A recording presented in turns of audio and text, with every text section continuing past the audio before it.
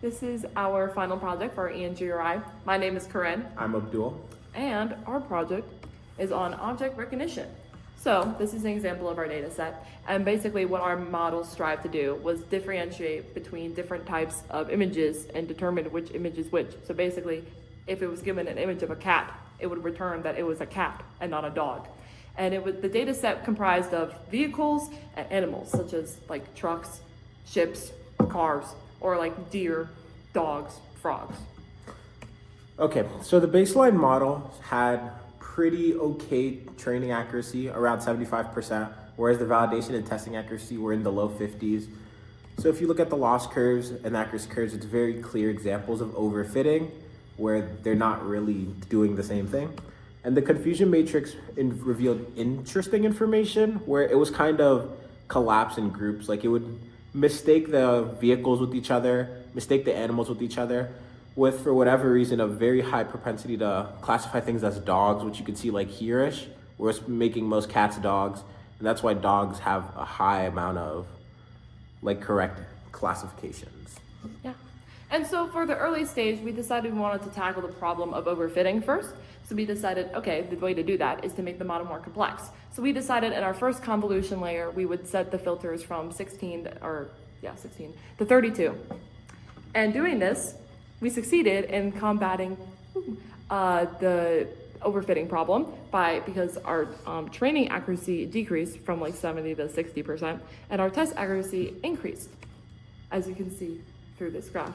And also you can see here that the dogs, they were guessed accurately less, but the other animals increased. So that means that we weren't just guessing the animals as dogs every time, which is good. Okay, so the final model we tackled between, do we do a model that doesn't overfit much and then is just kind of whatever on the training, or do we do a model that overfits a lot? And we went with the latter. So we have this model here where we got by increasing the filters in every convolutional layer to 64, and then also running it for 32 epochs so it can really learn the data set. It has about 100% training accuracy with the test accuracy around 60%. So with this behavior, well, of course it's overfitting, but in the confusion matrix, we get the kind of behavior we want where the average amount of correct classifications just went higher in total. With the animals, they're all hovering around 50 to 60%. And with the vehicles, they're around like the 70 to 80% range. So even though as a whole, the model isn't doing the best, like on average, it is individually doing better on the things. And here's just more indirect detail where you can see that where before like cats would be mostly misclassified as dogs, that amount of misclassifications really spread. And even though I heard the dog numbers, the other ones like cats were from around 25 to all the way up to like 45. Yeah. So the key ideas, basically the main takeaways we've gotten from doing this project is that by increasing the amount of filters or the convolution filters, we add complexity to our model, and also it increases our test accuracy and our validation accuracy. While if we do add more epochs, that increases our training accuracy, meaning that it's more likely to overfit.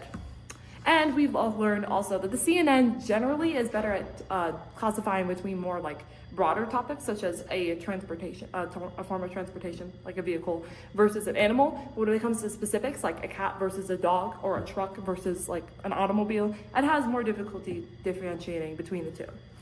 We kind of noticed that object recognition is one of those fields where the CNN kind of wants to not necessarily overfit, but do really well with the training data, because in real applications like surveillance footage or facial recognition, you want it to with 100% certainty be able to say, this is Abdul, Abdul's Abdul, Corinne's not Abdul, Corinne's Corinne. So even though it is on like a broader scale of identifying if someone's a human or a monkey, it might be less accurate. But what it really is used for is saying whether or not this person is this person, and it gets really good at that because it's really able to learn the individual features of everybody. Yeah. And with our model, we have determined you as a winner. Thank you. Thanks. Yay. Okay, great.